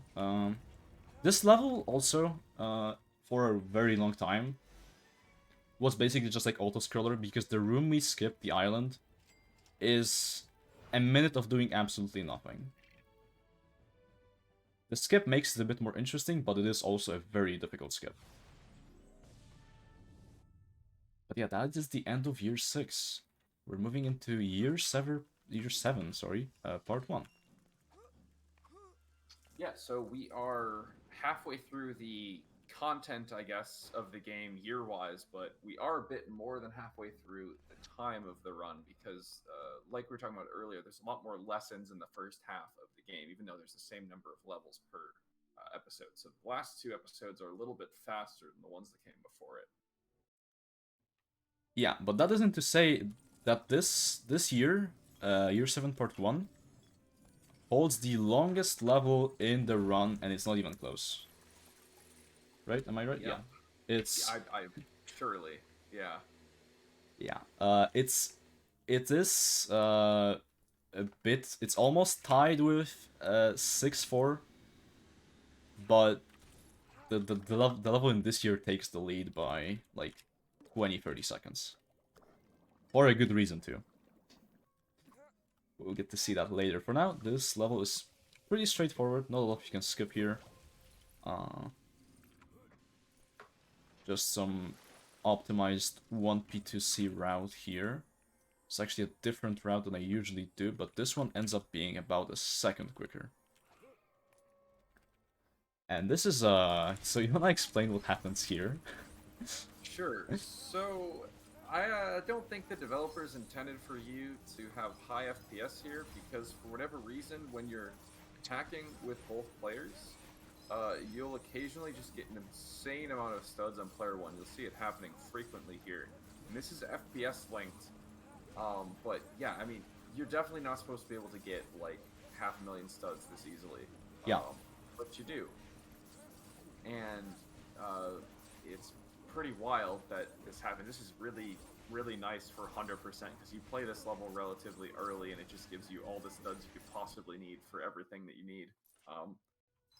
It also gives us all the studs we would possibly need for this category, but we don't need to buy anything else, really. So we're already set. But yeah, it's just kind of funny, really.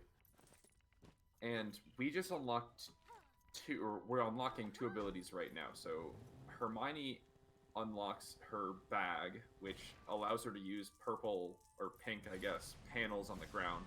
And Ron unlocked the Deluminator, which actually replaces Lumos for him. And that's really important because that means, much like Snape in the level in Year 5, he now does not have Lumos, and clipping with him is not very good anymore because he can no longer use Lumos to clip through objects. And so he's more or less not really an advisable target for Lumos anymore. Not that that matters too much. There isn't really too many situations where we only have like Ron and one other character, but it definitely means that clipping with him is basically something we're just not gonna do. Yeah, because first off, clipping with him is now slower and it's also more inconsistent. That's like the general gist of it. And yeah, this last room is pretty quick. It always feels like it's way longer than it is. However, you just do some basic stuff. You get the Illuminator light, which we just unlocked. You put it on the cake, and Bellatrix will now show up in the cutscene and ruin our day, basically. Although this day is basically already ruined because there's a lot of fire in on the wedding, but yeah. And I think that's the only level we got True Wizard in so far. So yeah, you just had to see how broken the auto-scroller is in that level. And now we are unlocking Apparition, which is basically teleporting through of some of those like white pads on the orange-white pads on the ground sometimes. And this is like the last quote-unquote lesson that Chimkin was like wondering if it's a lesson before. Yeah, I mean, you're not learning anything. There's no reward, but it is like a required hub thing that you need to play through, and you can't progress the story past until you do it. So I guess if everything has to be either a lesson or a level, then this is technically a lesson, but it's really just standing around while two guys shoot at you a bit. There, unfortunately, is not very much you can do to speed this up. It's mostly just trying to be as, frame perfect as possible on the things being thrown at you. And that's about all you can do to speed it up. Yeah, so there is not a lot of much you can do to speed up, but there is a lot of ways to lose time here. Because the AI, the inactive player, is occasionally gonna try to shoot at the guys. And if they are throwing an object and the inactive player happens to shoot at the exact same time, they're gonna destroy the object the guys are throwing, and that loses like 20 seconds. So it's a pretty rare RNG thing. That's why I like to force the inactive player with, or sorry, shoot the inactive player with glaciers from time to time, just so they don't do that. But I can confidently say I definitely lost 20 seconds here more than once during a run. Yeah, I've definitely done that as well. Oh, it's almost done. That's the good news about it. Yeah, just a bit of more waiting around. Throw a chicken at him. That's it, last part. And now we have to wait for this blonde guy to get the cake. And there is actually, so I tried like 2 ways of skipping this, because there is an out of bounds trigger. It's reachable. However, it just plays the cutscene. It doesn't progress the story like all of the out of bounds triggers. And oh, this is, I have my players backwards.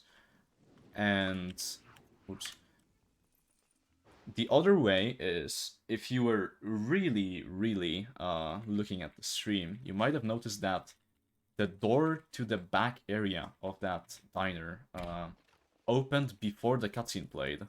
So I was thinking like, is it possible to exit out of the diner before the cutscene plays, but after like the boss fight is complete? But what that does is just it just softlogs your file permanently. So yeah. Fortunately, we're not skipping even a second out of that part. And this... Rather unfortunate, but it is what it is, I guess. Yeah. And this is the level 7-2.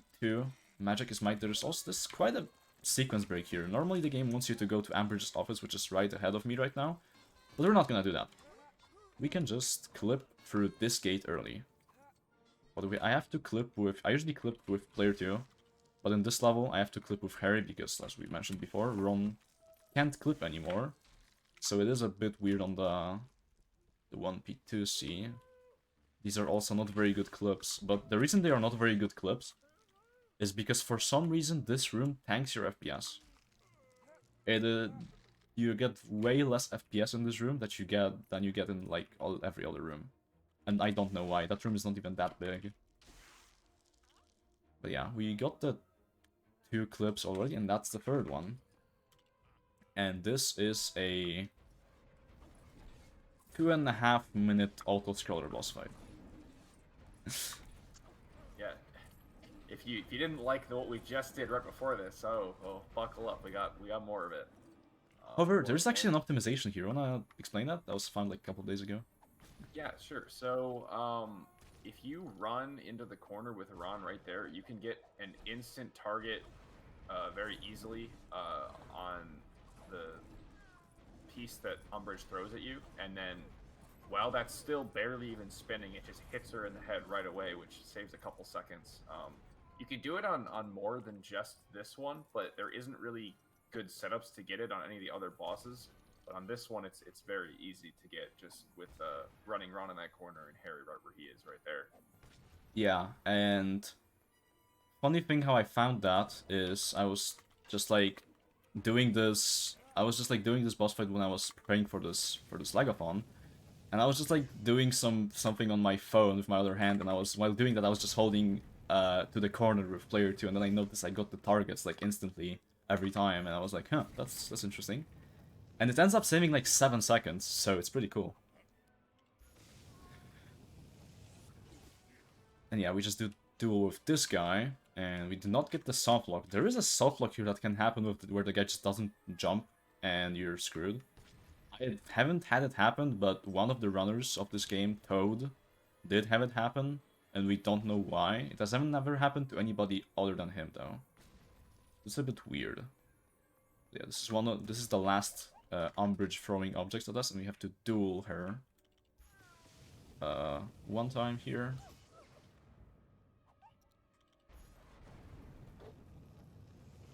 And that's about the end of this section, and after that we just have an auto-scroller. Yep. I think this is the last auto-scroller? No, there's one more. I forgot about the one in episode, the next episode at the beginning. Oh yeah, that one is, although that one, you can actually do something silly and actually this time, but probably not gonna happen. Right. But yeah, this one, the Dementors just start chasing you, and it's pretty similar to the one at the end of year 5. However, you can't actually death warp. They actually did think of that, and it like doesn't, when you die in that section, doesn't pull you, it doesn't get you that far ahead as it does in year 5. Yeah, now we're in the Forest of Bean. And just to get into the next level, we have to build this apparition point, which is the reason we unlocked apparition for. that just gets us straight to the next level. Not a lot of hub movement, and that's pretty cool because we don't have to do a lot of stuff there. This level is something. There is a whole section here in the graveyard where, just like in the movie, you have to uncover which grave, or which one of those graves belongs to James and Lily Potter. But fortunately, there's an out-of-bounds trigger just right there. It's where you would expect it to be. It's right at the end of the cemetery. And this room, there's like a tiny puzzle to get rid of these books, but we can just freeze clip through them. But this freeze clip ends up being... I would say this is the third worst freeze clip in the game. Yeah. This level... It feels like every time I play it, either the first room or the second room, something goes poorly. One of those two I always struggle with. It's never like both good every time, you know? Yeah, I think T-Fresh is like the only person that like gets those clips very quickly every time, and we don't know why, because we're basically doing the exact same thing. And this is the boss fight with Nagini, the Voldemort snake that was previously Batilde backshot, but that was just an imposter. And this is a 3-phase boss fight where you just have to, for each phase we have to throw 3 objects into Nagini, and then once Nagini is dizzy, we throw 1 more object into her, and then we can throw her to the next phase. This is definitely not the worst boss fight in the game, because you actually have some interactive gameplay, but it is not that interesting.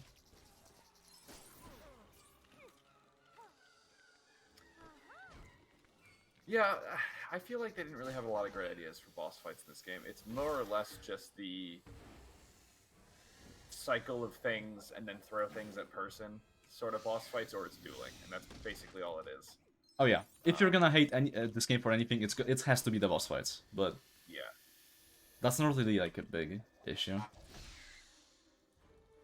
Not like maybe I shouldn't give this example, but there is a certain other like game where boss fights basically they are just like slow for absolutely no reason, and they lock the enemy's health until there's like a 30-second timer that passes, which is pretty annoying. So fortunately we don't have to deal with that in this game. Yeah, that was a pretty good split actually. All not too shabby on the second clip there. Didn't take that long. Yeah, and now we're entering the 4th level of Year 7 Part 1, which is Sword and Locket. This is the movie where Ron reunites with Harry after they like have an argument, and they reunite to destroy the medallion Horcrux that they got in 7-2 by using the Sword of Gryffindor, which they have to first find in this pond in the middle of the Forest of the Dean. And that is the only underwater section of this entire game, just like you saw in the previous round, like Harry Potter Years 1-4, there is also one underwater level, the Black Lake. But unfortunately, this one doesn't have a skip. You can't really get out of bounds, and even if you could, there's not a lot you could do.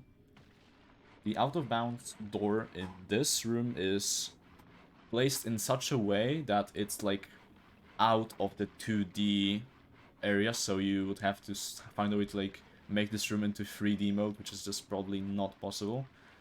But yeah, this room basically just swim to the objective while skipping some camera pans. And funny thing about those camera pan skips is, unless your second player you're trying to call in is directly touching the ground, you will not be able to call them in for whatever reason. I guess the call-in detection is just like weird in this level. So you have to be in very specific places to be able to skip camera pans in this level. And this is a buffer, or this is like a camera pan that cuts instantly. But doing a buffered camera pan skip actually doesn't save time here, so we're not doing that. Yeah, that's about the end of this leg section. We're gonna get the hammer here, and we're gonna free the sword. Unfortunately, we're not able to do anything like the water section in the previous game, like get out of bounds, escape the 2D sequence. But fortunately, this is also quite a bit less gameplay than that, so it's not as big of a deal. It's just the one room. Oh yeah, the Black Lake in 1 through 4, there's a lot of gameplay there that we're skipping. This one, yeah, there's not a lot of gameplay.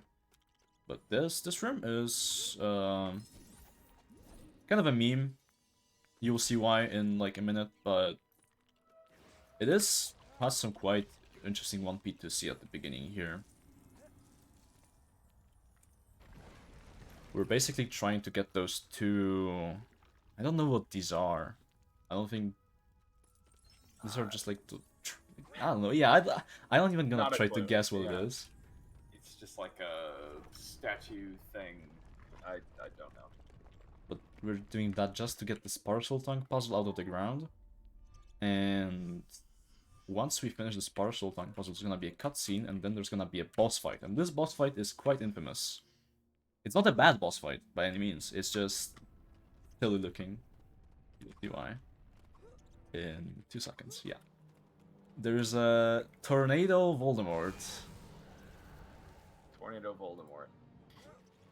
Crazy that this, not only is this, you know, a non-canon, you know, definitely something that didn't happen in the movie or the book, but this is not the first time that there has been a non-canon tornado boss fight added to one of the LEGO games. That is very true. So that's also the case in LEGO Indiana Jones 2. It's wild that they decided to do that again, but there, you know, there we are. But this boss fight actually makes sense because what happens in the movie, if you haven't seen it, you've probably seen the movie, most people have anyway, that when Ron interacts with the Horcrux because Harry is unable to, it like brings out all of Ron's fears at the same time. So first phase was just the spiders, and then it was Hermione and Harry hooking up together, I believe. So we just kind of like have to get past those fears with Harry and Ron right there, and that is the end of this level. And now we're getting to the longest level in the game. Yeah, everyone's favorite level. Love Good Lunacy, something like that. Is Yeah, what it's called. it's exactly that. Yeah, so this level has the only real room in the game that is basically just a like 2D side scroller, but it is a very, very long 2D side scroller. It's definitely a bit overkill, but first we have a cool little out of bounds trigger that we're able to hit here, just underneath the floor. Yeah, if you just pause play to the stairs here and then go forwards, the trigger is right there. It is one of the first triggers that I have, like, that was found for this category exclusively. And now we head to the... It's not even like up to debate. This is the worst section in the entire run. This is the Three Brothers, and yeah, I'll just let you explain what it is. Yeah, so in the movie, part of what happens is Mr. Lovegood explains the story of the Three Brothers, which is what the Deathly Hallows are all about. And so we're reenacting that story with a lot of creative liberties taken by the game. And we have the 3 characters in our party, and they each have one ability. This guy with the stone can interact with his dead wife to solve puzzles. The dude with the Elder Wand can blow up gold objects, and the other guy has an invisibility cloak. And so throughout this, we have a bunch of puzzles we need to interact with, but with like one sole exception, there's very few skips. That right there is a bit of a skip. You can actually shoot some things early with the guy with the Elder Wand. That's like the biggest piece of like a proper skip here. Other than that, though, you pretty much have to do everything. So the guy with the invisibility cloak can interact with the devil here, make him run away. And then whenever the dead wife shows up, the guy with the stone can interact with her to solve puzzles. And probably my least favorite part of this is the fact that it's not properly 2D. It's like 2D, except like it's slightly thicker than 2D, and occasionally there's just objects in your way that you like kind of run into if you're on like the wrong dimension of like the 2D, because you have a couple of like a barely space to go around some of them, and it's just really Oh, I what? don't know why it was designed like that. Oh yeah, this is fun. Yeah. So I don't know why. yeah. I'm just gonna drop out player one. That's probably the smart move. That happened to me in T-Fresh once. You have to interact with her again. Yeah. Yeah. Occasionally, she'll just get like pulled up into the fan and die, despite the fact that she's a ghost and she can't be killed by it. There we go. It's just don't know why that happens, but Yeah, if it's because when you have two players in, the camera gets like tries to catch up to both of the players, I believe, and that's what messes it up. But yeah, what Chimkin was saying about this being not very well made 2D, I believe I usually like to call this 2.5D, and I don't know why my code just got cancelled. But yeah, it's basically like 2D, but not really, and yeah. Fortunately, there's not a lot of time you can lose or release, or you can save a bit of time by doing some little optimizations, but there's not much time you can lose here, except for what just happened to me with the windmill. And yeah, so fun fact, and I will mention the free play tech a bit later in this run because it's a good thing to mention, but not for now. The second room where you enter Lovegood's house, and the next room is the same room.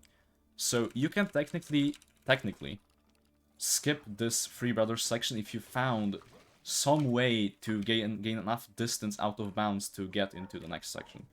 But we haven't found a way to do that in the story so far.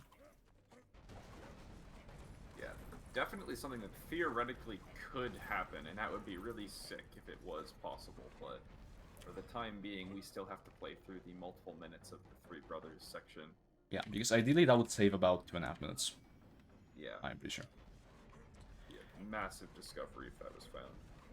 But, you know, I guess since we don't really have much to talk about for the rest of this section, I can quickly elaborate on the stuff I said about free play tech in this game. Because, and if I knew about this before LEGOthon was announced, I would have probably submitted a different category. But it's fine, this category is fun anyway. There has been a very huge discovery if you've been watching the monthly recaps recently. There is an infinite height glitch now in free play that is very simple to do and saves about, in free play alone, saves about 25 minutes. And with that infinite height glitch, you're able to do the aforementioned thing with skipping this section in free play. But yeah, it's a free play exclusive. We can't really do it in this category, and there's no free play in this run. But yeah, it's a it's like a nice thing to mention, and because of me mentioning this, you might expect something free play related in this game the next year. So yeah, make sure to, you know, already setting up plans for 2024 LEGOthon. Yeah, it's really nice that was found in this game specifically, because this game's free play was kind of boring in that it was basically exactly yeah. So hold on, there's a little skip that just happened there. Basically, you can fall into the transition, the vertical transition beneath you, and then at high FPS you get launched up on a weird bit of collision to hit the vertical transition above you. So that actually skips a lot. 40 seconds, but something like that. Yeah, it's such a small situational thing that like that's the only place in the game where something like that's possible. But it's similar to what we did in 6.6 and 5.1, where the AI just like jumped into a random place and launched, basically. Mm-hmm. And that was a quick free clip to just skip a hub puzzle that we don't really need to do. But yeah, you were saying about the free play tech. Yeah, free play and replay story were essentially the same category in this game, which made it kind of, yeah, it's just not a super exciting thing that you basically like two main board categories are more or less the same category. But now that there's an infinite height glitch in free play, it is so different from replay story, and it's really cool that we have like proper like differences between those two now. Yeah, and while we're talking about that, this is a very unique room because you don't have access to your spells here. This is the part in the movie where they locked Harry and the gang in the Malfoy Manor, and we're just trying to get out of the basement, trying to contact with Aberforth Dumbledore, which will send Dobby to us to free us from the basement. So we just have to do this quick puzzle here. And next room, actually, of this level, there used to be an unskippable 3-minute auto-scroller, but now we have a skip for it. And pretty hype. Yeah, for sure. There's a debug trigger out of bounds, and very similar to the one in 5-6. In any other level, we wouldn't be able to use this because it does end the level. But because this is the last level of the episode, we are able to use it since we don't need to play any more of this episode after this. And it's really nice that we can do that because this is probably the longest boss fight in the game. Oh yeah, by a long shot. Yeah, this room, it has 3 duels and 3 sets of sitting around waiting for someone to throw a bunch of objects at you, I believe. Yeah, and There okay, might also be something else as well. No, I think that's about it. But this free slip is not going very well. This wall is very thick, so this free slip is sometimes just like that, but should be able to get it any second now.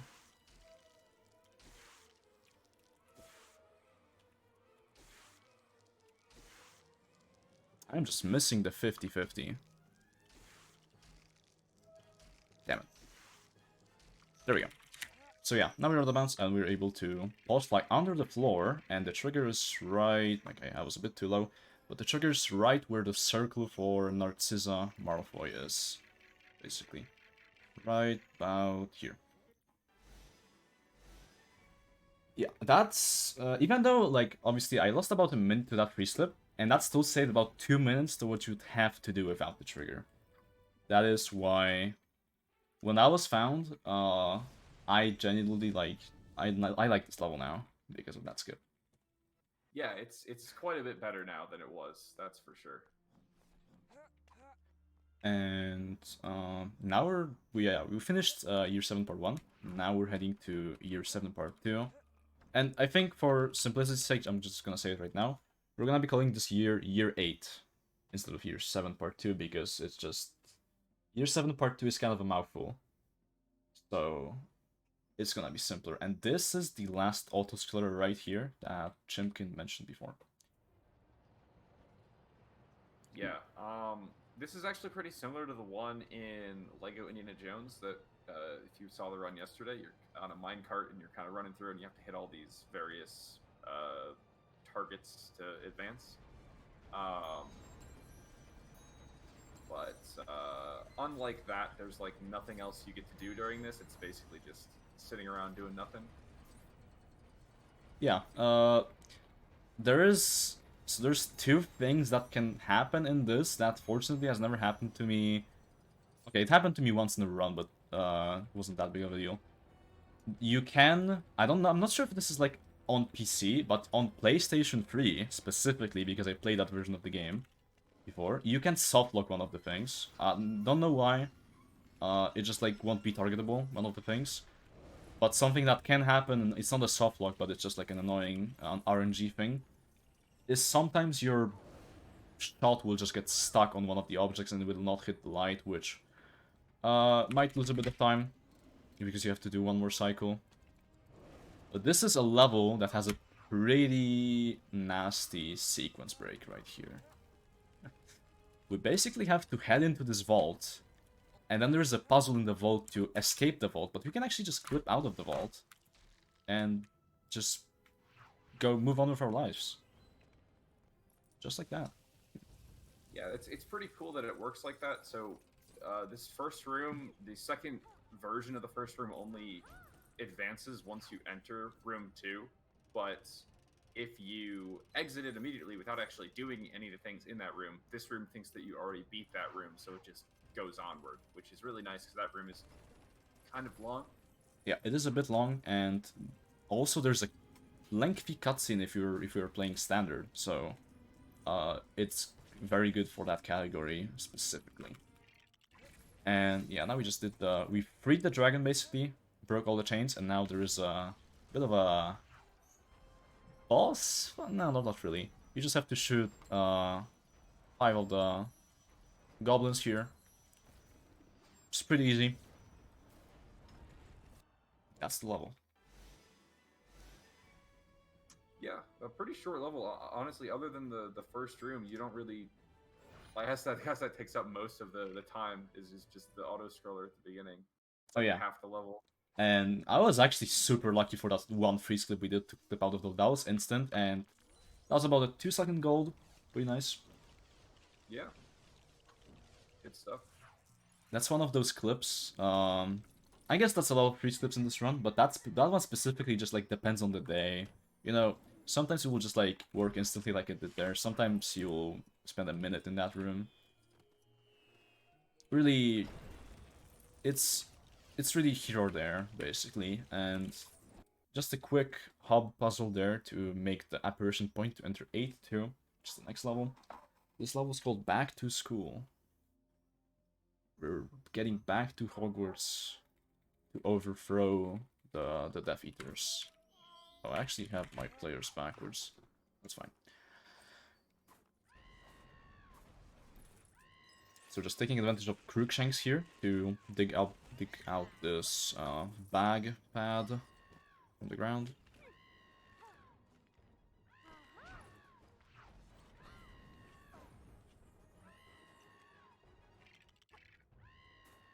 And now, this is another example of a really like this camera pan right there. That probably saves almost 15 seconds. That's genuinely like one of the longest ones in like the whole game. And fortunately, the trigger to the next room extends pretty far out there, so we can hit it just through the wall on the side there without having to go through the actual object, which is much thicker and harder to hit. Yeah, that trigger's absolutely massive. It also extends like way past the where we hit it. So, for example, in free play, you just fly very high up, and you don't even need to drop at like a very specific moment, because if you drop anywhere past it, you basically will always hit it, which is very nice. And this room is just like 30 seconds of completing very simple task, and now we get to the I want to say 2-minute boss fights. It's more than one. Yeah, this is pretty similar to the boss fight we saw in 7-2, I guess, where there's a couple different people that you want to fight around. Fortunately, although there's 2 dual pads right next to each other here, we don't actually have to do both of them. If we just drop out the other player, they're automatically completed for you as soon as you're done with this one, which is great. And if you remember me saying that Aguamente makes some duels faster, that's not the case for this one. The duel with Amistus Caro, I believe is his name, that duel is like just like hard-coded to be slow, and if you use Aguamente during it, it's like 2 seconds slower. Don't know why. Yeah, now this is just like some basic throwing back objects at Snape. This is one of those rooms, like, if out of bounds doors progress story, then we could skip this entire thing because this out of bounds door is reachable in story. It's just behind Snape right now. But unfortunately we cannot do that. Yeah, it would be nice if we were able to skip the rooms that were like this with those, but I guess there isn't too many of them, so it's not that big of a deal. But you know, it is still a pretty long room that we would like to be able to skip, and we were not able to. Yeah. Because of that restriction.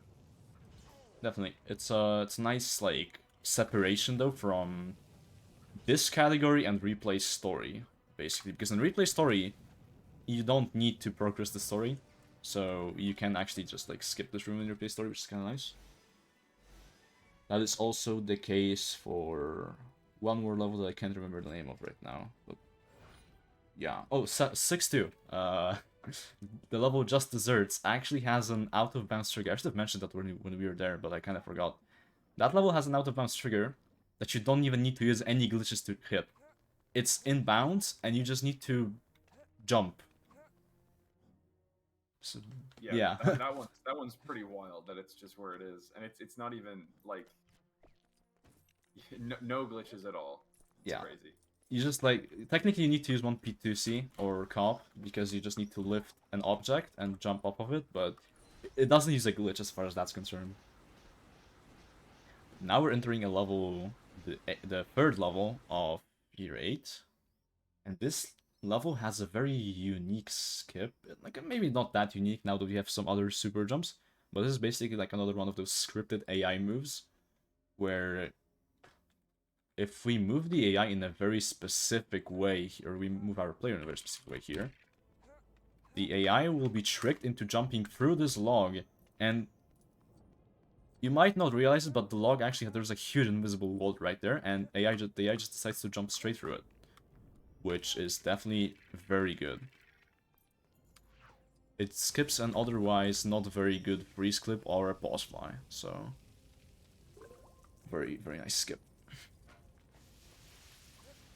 Yeah, the freeze clip. There's actually a couple of different ways to skip it, but that one is by far the easiest, probably, and it's also the fastest it should be.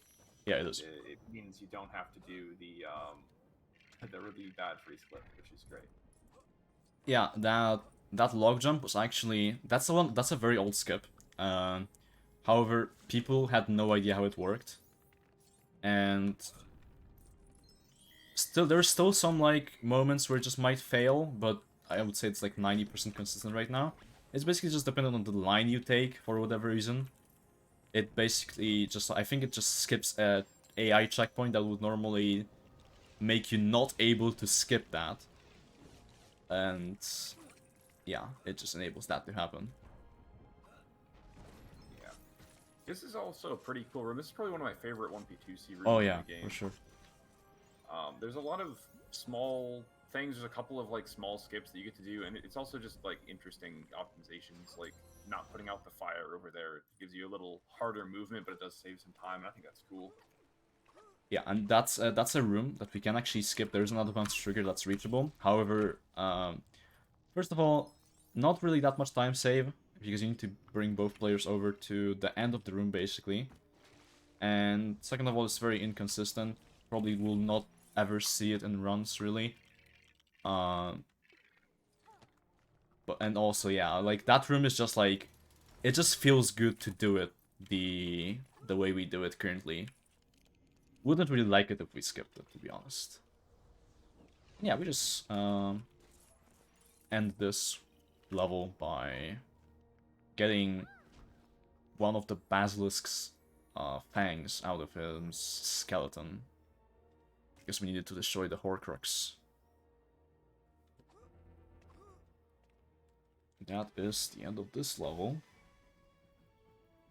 Now we're into one of the coolest levels, or at least one of the coolest skips, right at the beginning of the next level. So again, like we were talking about earlier, if you can chain a pet launch and a pause fly together, you can not only gain a lot of height, but also a lot of distance, which allows you to get over plenty of things. And we'll see one of those right off the bat here. The thing you're about to see, if I get it correctly, saves about minute 10. Let's see. Not about right. We're basically getting the objects out of the bag here. This specific, it's like, yeah, I don't know what this is, sorry. But you can just go into this corner, pull up the pet, and Ron will launch, like that. And now we're just able to pause fly to the end of this room, because this room has like an intended trigger. It's right about here. And yeah, just get here. I didn't drop any pulse plates, which was very good, so we managed to get to the end very easily. But yeah, if you've seen my or any percent run from like the last year of this game, you know that you normally don't play this room the intended way, and this room takes like 15 seconds normally, but in any percent you don't actually get reducto, so you can't play that room intended. You have to do the trigger, which is not very fun and also pretty slow. Actually, not that slow anymore, but yeah. Oh, oops. And this is a quick little pet launch here. Doesn't actually save that much time, and I'm missing it a couple of times.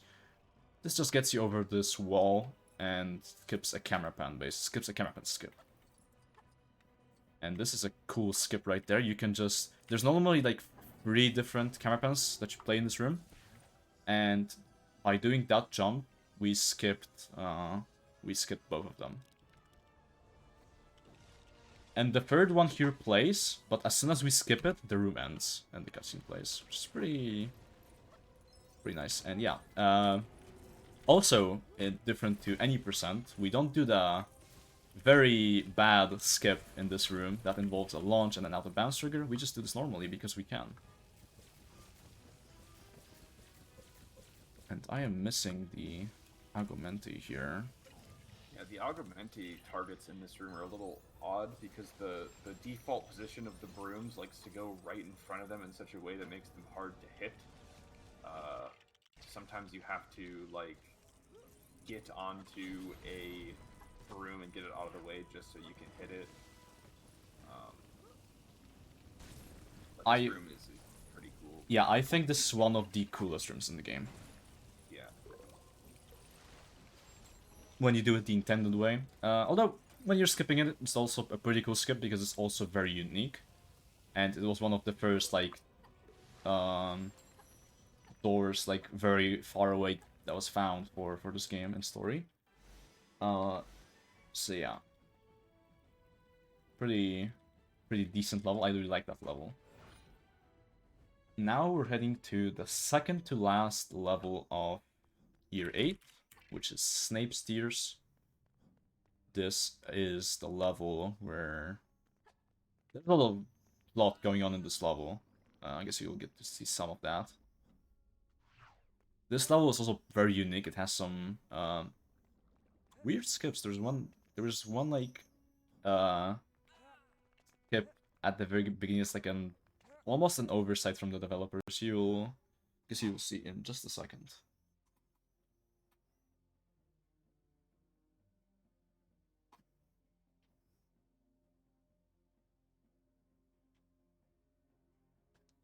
So yeah, here at the very beginning, there's normally a whole puzzle where you have to like get the Weasley box and get up this wall, but if you just jump on top of this wizard's statue hat, this object becomes targetable and skips it skips everything you have to do in this section.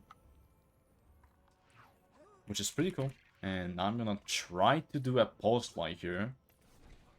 We'll see if it likes to work. If not, I'm just gonna do the backup. This saves like 15 seconds over the backup if I can get it, but doesn't look like the game is nice, so I'm just gonna do the backup. Yeah. The good thing about that pause fly is that Ron is already up top when the spiders start to spawn in, which means that he is scared. While he's scared, he's able to actually make progress as opposed to just standing here, which is why you're able to save some time while this last spider comes down. Yeah, and we're gonna do what's known as pumpkin launch skip. There's like a skip where you have to like get a pumpkin up and that launches Ron up, but we can do a jump here. It's a very precise jump, needless to say, to get over there without fighting the troll. And yeah, I might fail this a couple of times. It's not a very easy thing. Hopefully I can get it quickly enough. There's like about 2 pixels where you can jump, and that's what I'm trying to aim for. But it is pretty punishing to miss. That was so close.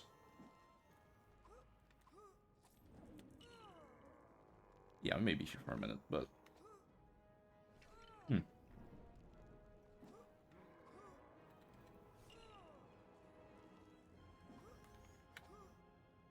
No, I have an idea. I don't need to do this.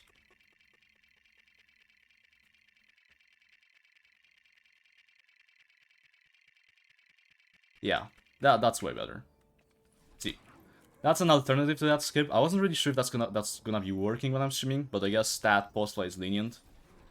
And yeah, I have player 2 called in here because, as you see right now, Ron is scared because there are spiders. But the thing is, as soon as these spiders spawn in, because player 2 is in front of the troll, they're just gonna despawn. And Ron is gonna get unscared, which allows me to progress this room. Yeah, there is actually an invisible troll standing in front of that door there. The room uses the same troll every time you interact with him, so since he's still standing back Yeah, as you can see. at the previous one, he's not physically here, but he is there. Well, I guess he isn't there because he gives a fear effect or a pushback effect that isn't there. But Yeah, but the collision of the collision's door there. is there. Exactly. Yeah.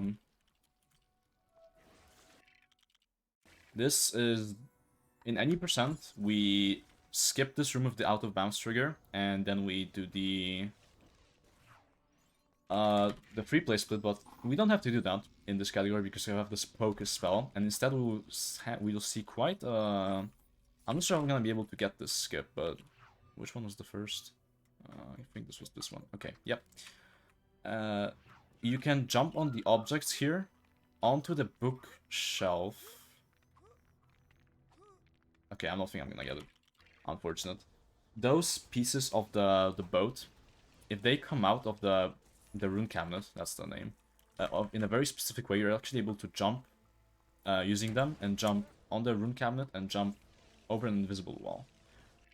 Saves about, if you get with it with both players, saves about 15 seconds. However, it is very hard and very RNG.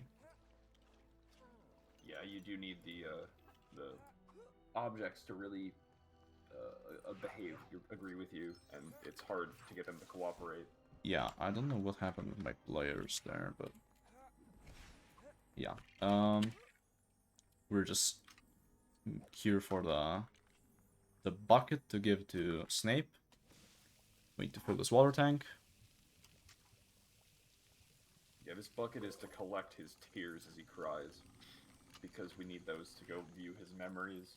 Yeah, and from my looks at the timer, it would seem like we're just barely gonna be ahead of the estimate, because we only have one level left, and that one level is super quick, basically. You'll see why.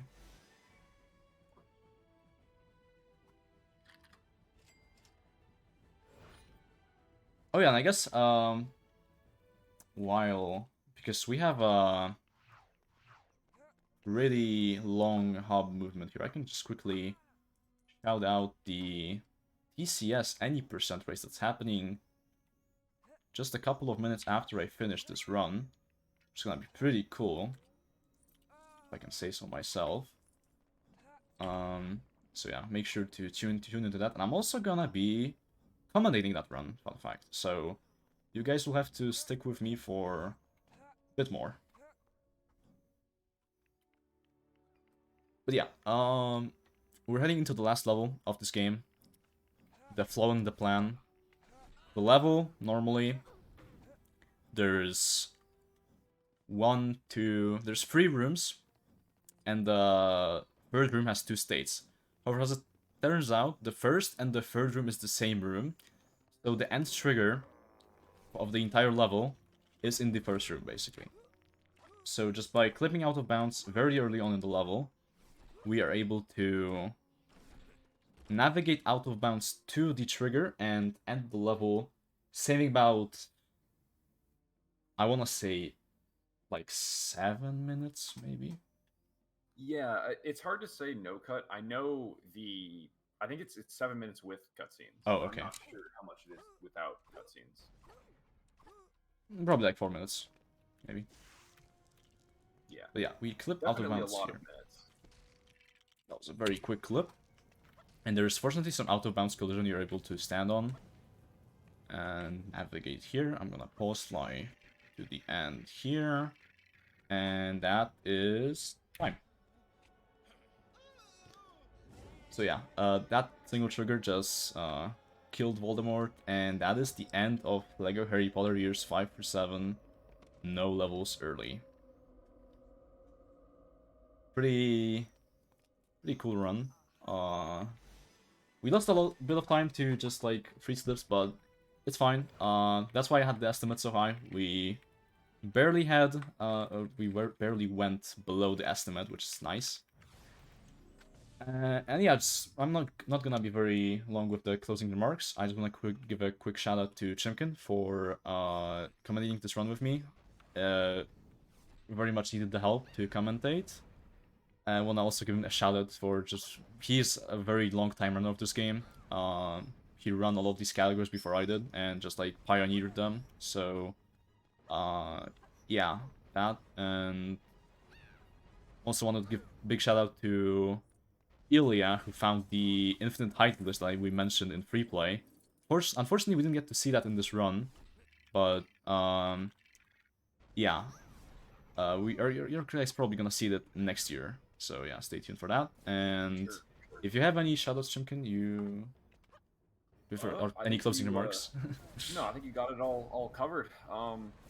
Thanks again for showcasing this game. It's always great to see this in LEGOthon. It's a very cool game. Yeah.